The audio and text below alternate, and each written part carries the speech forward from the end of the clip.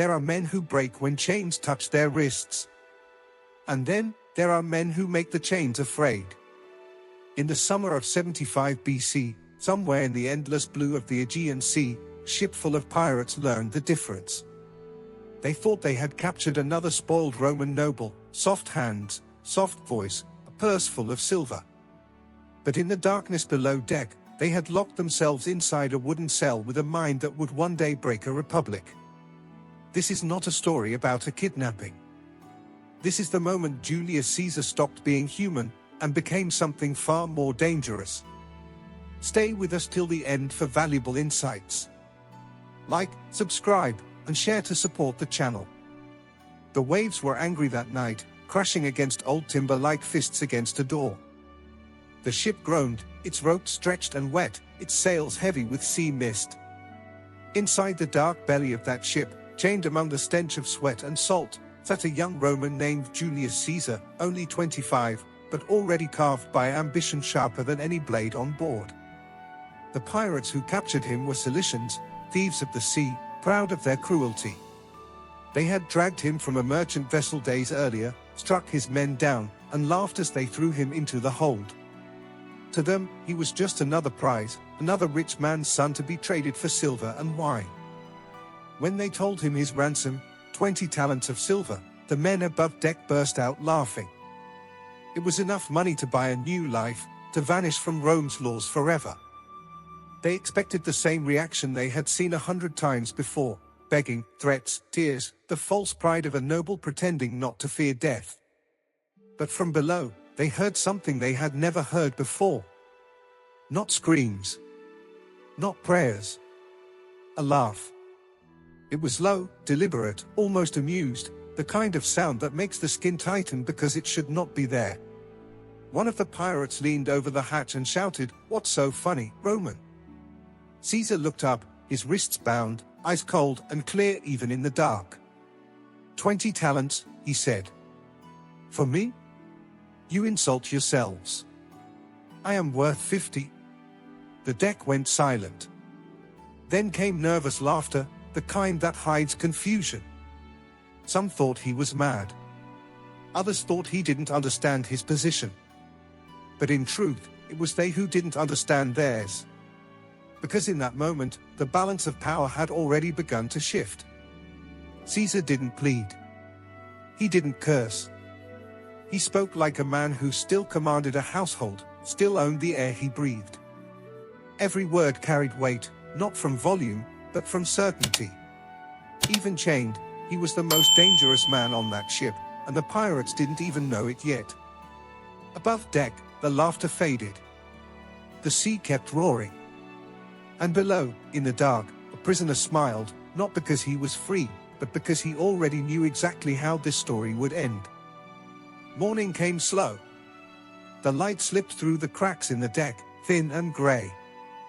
The ship creaked under the weight of waves. Above, the pirates were drinking, gambling, shouting. Below, Julius Caesar sat still, awake, silent, listening. The chains on his wrists no longer mattered. They were just tools, props in a play he had already begun directing. The pirates believed they ruled this ship. But Caesar knew the truth: control does not come from steel or numbers. It comes from presence. From the kind of calm that unsettles everyone who sees it. That first night had shown him everything he needed to know. These men were allowed to hide their fear. Cruel because they were small. Their laughter was armor, their arrogance a shield. And he would use every piece of it against them. The noise above grew louder, dice rolling, mugs clashing, songs breaking into drunken screams. One of Caesar's attendants, also captured, sat beside him trembling. "Can you sleep, my lord?" he whispered. Caesar didn't look at him. "Go up," he said quietly. "Tell them to be silent. I wish to sleep." The attendant froze. "You want me to tell the pirates to?" "Yes," Caesar interrupted. Now. It sounded insane. No man in chains gave orders to armed captors. But the attendant obeyed, climbing the narrow steps, pushing open the hatch. Above deck, the pirates turned and stared. A servant, ragged, frightened, delivering an order from the prisoner below. He repeated the words exactly as Caesar said them. "My master commands silence. He wishes to rest." For a few heartbeats, no one moved. Then someone laughed, short, uneasy. Another muttered a curse. But the noise faded. Slowly, impossibly, the deck grew quiet. The gambling stopped. The songs died out. The ship settled into an unnatural calm. Below, Caesar lay back against the wall and closed his eyes. He didn't smile. He didn't need to. The message had been delivered, not through words, but through behavior. He had drawn a line no slave, no captive, no noble ever dared draw. And they obeyed. For the next few days, the pattern continued. Caesar began walking on deck under the sun. He stretched his arms, breathed the sea air, demanded better food. He spoke to his captors the way a commander speaks to soldiers, calm, polite, dismissive. When they mocked him, he joined their laughter. When they grew too loud, he told them to quiet down. And somehow, they listened. They didn't know why. Maybe it was curiosity, maybe fear, maybe that strange authority in his voice that made every man hesitate before saying no. But the ship had changed. The pirates no longer acted like masters. They were beginning to behave like an audience, and Caesar was the performer they couldn't stop watching. By the 10th day, even the captain had begun to respect him. He shared his wine with Caesar. He asked questions about Rome, its laws, its senators, its battles. Caesar answered with patience, spinning words like silk. Every sentence reminded them who he was, not a victim, not a slave, but a man born to command. At night, when the waves calmed and the stars spread wide, Caesar spoke to them about destiny. He told stories of men who rose from nothing and built empires. The pirates listened, half drunk, half believing. Some even clapped when he finished. And when the laughter faded, he would look around the deck and say softly, "When I am free, I will come back for you. I will crucify every last one of you." The men laughed again, louder this time, thinking it was a joke. But Caesar didn't laugh. He only watched them, one by one, memorizing faces, learning names, counting who flinched and who smiled. The ship belonged to the pirates, but the story now belonged to him. Days turned into weeks. The ship drifted through calm seas and violent storms, but the strangest storm was happening on board. The pirates didn't notice it at first, how easily they obeyed the man they had chained, how often they waited for his reaction before they laughed or cursed or decided anything at all. Julius Caesar had turned captivity into command. He joined them on deck each morning. He exercised in the open air, counted push-ups, stretched his arms, bathed in sunlight like a man on holiday. When they mocked him, he smiled. When they asked what he would do once freed, he told them in perfect calm, "I will hunt you down, every one of you. And I will hang you on crosses along the shore." They roared with laughter, the kind of laughter that hides fear. But Caesar never smiled back. He said it as one might describe the weather, or the color of the sea, certain, casual, absolute. At night, under the quiet stars, he read them poetry he had written. They couldn't understand most of it, but they listened anyway. His voice carried a rhythm that pulled them in. When he finished, he expected applause. When they gave him laughter instead, he looked at them with disgust. "You are savages," he told them coldly. "You have no taste, no mind, no soul." For a moment, the deck froze. He was surrounded by armed killers, yet none of them moved. Because behind the insult, they heard something unfamiliar, not fear, not desperation, but dominance. A kind of power that doesn't need to shout to be obeyed. From then on, everything changed. The pirates began treating him differently. They brought him better food, cleaner water. Some asked him about Rome, about wealth, about how men like him lived. They wanted his approval, without even realizing it. Caesar gave them attention like a king granting audience to his subjects. Every glance, every word became a small reward. He had learned something essential about human nature, the kind of lesson that only power can teach. If a man acts like a ruler long enough, others will begin to believe he is one. By the 20th day, he had memorized every detail of that ship.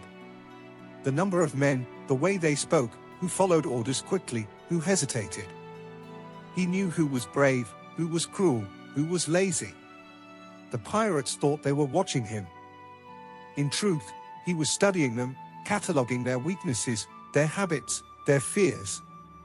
He was building a map, and on that map, every man had a place and a purpose. He was not planning how to escape. He was planning how to destroy them. Sometimes, when the sea was calm and the moonlight silvered the waves, he sat among them by the fire. They shared bread, wine, and songs. And in the middle of the laughter, Caesar would say softly, "When I am free, I will return with ships. You will hang where the tide can reach your feet." They always laughed, but less each time. The sound grew thinner, unsure. A few began to avoid his eyes. One asked nervously, "Would you truly do it, Roman?" Caesar looked at him for a long moment. "I never say what I will not do," he said. No one spoke after that. Only the sea answered, restless and endless. The pirates had not just captured a Roman noble. They had given him an audience, a stage, and the perfect script to become something new. They didn't know it yet, but every cup of wine they shared, every joke they made, every moment they treated him as harmless, they were digging their own graves. Because Julius Caesar had made a promise. And for him, promises were not words. They were oaths carved in blood. The morning began like any other. Waves pressed against the hull, the sky was empty, and the pirates were lazy from too much wine. But that day, the sea delivered something new. On the far horizon, white sails appeared, small at first, then growing larger as they cut through the sunlight. A cry went up from the mast. "Ships! 3 of them!" The pirates scrambled, squinting against the glare. Their lookout shouted the words they had been waiting for, "The ransom has come." Laughter erupted across the deck. The long wait was over. The rich Roman's family had finally paid. The chests of silver they had dreamed about were almost within reach. The pirates hurried to clean the deck, polish their blades, and ready the silver scales. In their minds, the story was finished, another ransom, another victory, another fortune. Caesar stood among them, watching the ships grow closer. He didn't smile. He didn't even blink. He looked calm, almost distant, like a man watching a plan unfold exactly as expected. When the ransom was delivered, it was more than the pirates had ever seen in one place. Heavy wooden chests filled with silver coins were carried aboard. The air was thick with greed. The captain checked every weight, every coin. His men shouted, argued, celebrated. When it was done, they turned to Caesar. The captain grinned. "You are free, Roman. You may go." Caesar stepped forward. The chains came off. Iron clattered against wood. For the first time in weeks, his hands were empty, but the way he moved made it clear he was not unarmed. He walked across the deck like a man who had been waiting for this moment since birth. Some pirates clapped him on the shoulder. "You remember us when you sit in the Senate, eh?" one said, laughing. Another added, "Don't forget your old friends of the sea." Caesar looked at them all, their faces burned into his memory. "I will remember," he said softly. "Every one of you." He stepped onto the smaller vessel waiting to take him to shore. The wind rose, filling the sails. Behind him, the pirates raised their cups and cheered. To them, it was over, the noble had paid, the sea was free again, and their legend would be told in taverns for years. But to Caesar, it was only beginning. He stood at the bow, eyes fixed on the fading ship behind him. The pirates were dots on the water now, their laughter carried faintly by the wind. He watched until the last sail disappeared into the horizon. Then, and only then, did he speak. "Now," he said quietly, "we begin." The sailors around him exchanged uneasy glances. They didn't know what he meant. But the tone of his voice, calm, measured, certain, told them it wasn't a man talking about survival. It was a man talking about vengeance. When the ship reached the shore, Caesar did not rest. He did not pray. He did not send word to Rome. He began to plan. He met with merchants, soldiers, ship owners, anyone who had reason to hate the pirates. He spoke with the same authority that had silenced armed killers weeks before. He didn't beg for help, he offered purpose.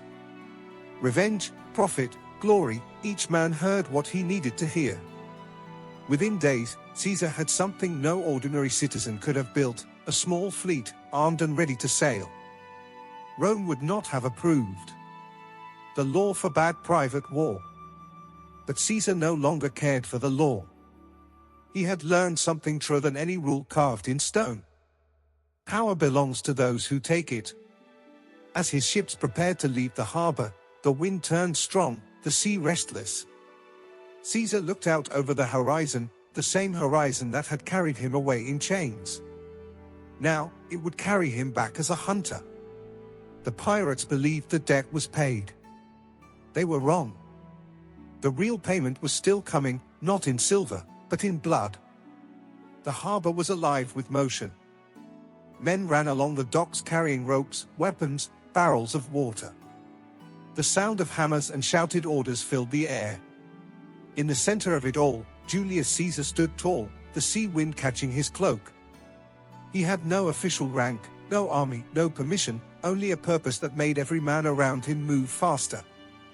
He had promised death to those pirates, and his word had weight. Caesar spoke to the ship owners and sailors like a man already in command. He didn't plead or persuade, he declared. He told them the Cilician pirates were not only his enemies, but enemies of every Roman who had ever lost a ship or a son to the sea. He promised them spoils beyond silver, the captured ships, the plunder, the glory of vengeance done in Rome's name. The men followed him because he sounded like destiny itself. By nightfall, 3 ships were ready. They weren't grand war galleys, but quick, sharp vessels, fast enough to chase, strong enough to strike. The crews whispered among themselves that their leader was mad. But when Caesar walked among them, that doubt disappeared. He had a look that burned straight through hesitation. Before dawn, the ships slipped out of the harbor, cutting across the dark water. The oars beat in rhythm, the sails full of rising wind. The coast fell behind them. Ahead lay open sea, and somewhere out there, the men who had once laughed at him. Caesar stood at the front of his ship, eyes fixed on the horizon. He did not speak for hours. His thoughts were not of fear or risk. They were cold calculations, the faces of the pirates, the sound of their laughter, the map of every movement they made during his captivity. He remembered everything. He knew where they would hide. He knew how late they drank, how early they woke. He knew their routines better than they did. Days passed. The sea was empty, then suddenly, it wasn't. A lookout shouted from the mast. "Sails! To the east?" Through the shimmer of sunlight, Caesar saw them, the same pirate ships, anchored near a quiet island. He recognized the curve of the hulls, the pattern of their sails, the lazy movement of men on deck who thought they were safe. Pharmacusa, their den. Caesar raised his hand, and his men fell silent. He spoke softly, but his words carried like iron through air. "Remember," he said, "they took me alive. We will not give them the same mercy." The ship spread wide, surrounding the bay. The pirates were slow to notice. Some shouted warnings too late. They scrambled for weapons, shouting orders drowned by the rush of waves and the crack of Roman oars cutting water.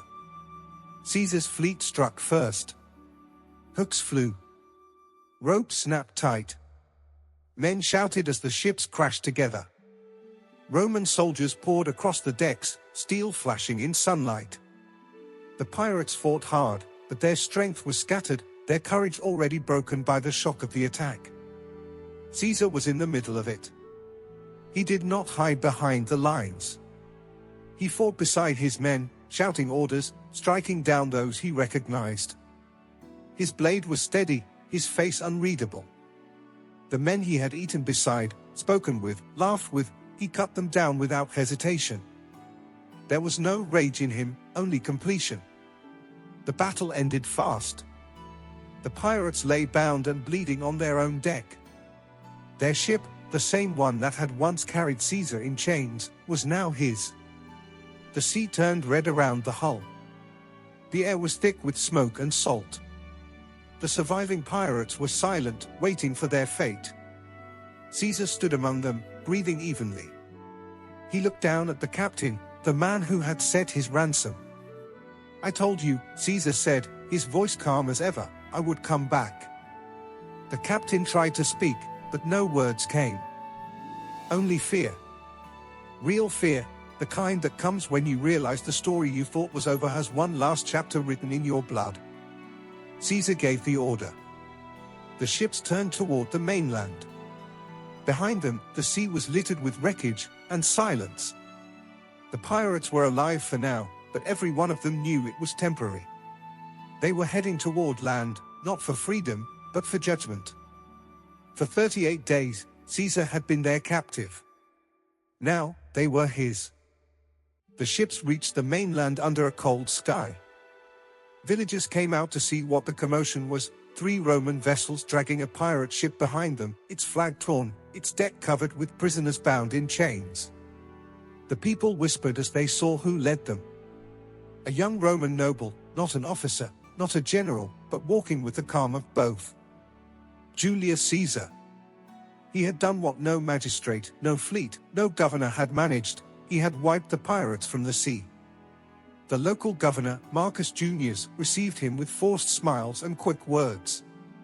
The law said the prisoners now belonged to the state, that their fate would be decided by the courts of Rome. Caesar listened quietly, his expression unreadable. He had already decided. The governor wanted profit, not justice. He saw strong bodies that could be sold into slavery. He saw gold, not guilt.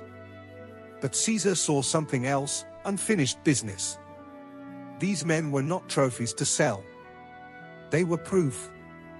Proof that his word was law, even without Rome's permission. He left the governor's hall without another word. That night, as the city slept, he gathered his men, the same sailors and soldiers who had followed him into the storm.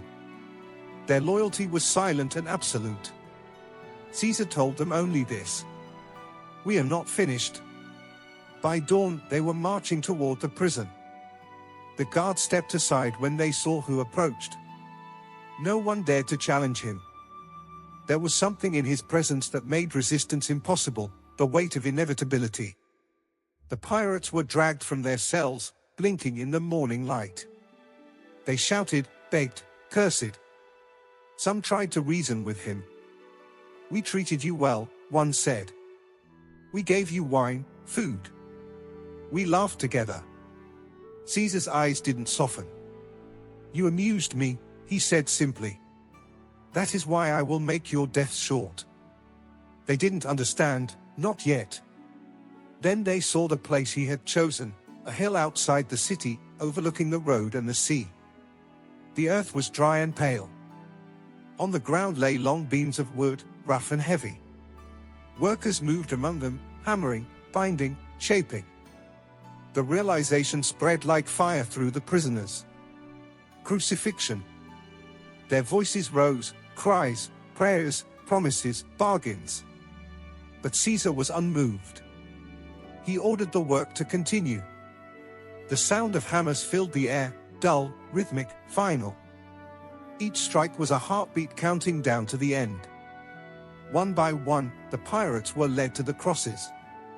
Caesar stood near the first, his arms folded. The captain was brought forward, trembling. He tried to speak again, but Caesar raised a hand to silence him. "You remember what I told you?" he asked. The man nodded weakly. "I keep my word," Caesar said. He gave a short signal. A soldier drew his blade and cut the man's throat, quick, efficient. Caesar had promised them a short death, not mercy. The blood hit the dirt, and the body was lifted, nailed to the crossbeam, raised high for all to see. And then the next man. And the next. The line of crosses grew. Each stood evenly spaced, stretching across the hill like a wall of warning. The morning wind caught their clothes, their hair, their lifeless faces. The sun rose higher, and the shadows of their bodies stretched long across the ground. By the time it was over, the pirates who had once ruled the sea now hung above it, silent, still, and nameless. The same horizon that had carried them to power now carried their story to an end. Caesar looked upon his work, not with triumph, not with regret, but with perfect calm. In his mind, this was not cruelty. It was order. The universe returning to balance. He had given his word, and he had kept it. That was all. The people of the province spoke of it for months. A young man without title had built a fleet, captured his enemies, and executed them himself, outside the law, outside fear, outside hesitation. The governor said nothing. To challenge Caesar would be to admit weakness, and weakness in Rome was death of another kind. The crosses stayed for days. Birds circled overhead. Travelers stopped on the road to stare. And every story that left that hill carried the same message. This man, Julius Caesar, does not make threats. He makes history. In time, the crosses fell, the wood rotted, the bones were buried or washed away. But their shadow remained. Every senator, every soldier, every rival who met Caesar later in life carried that shadow in the back of their minds, the image of a man who had turned captivity into power, humiliation into legend. Years later, when Caesar stood at the Rubicon, facing the choice between obeying Rome or taking it, he did not hesitate. He had already learned the truth long ago, on a pirate ship, under chains, with laughter echoing in the dark. Rules are for those who stop when told to. Caesar never stopped. He was born an aristocrat. He became a captive. And on a lonely hill beside the sea, he proved that nothing, not law, not mercy, not fear, could chain him again. If you enjoy dark untold history, subscribe because we uncover what others won't.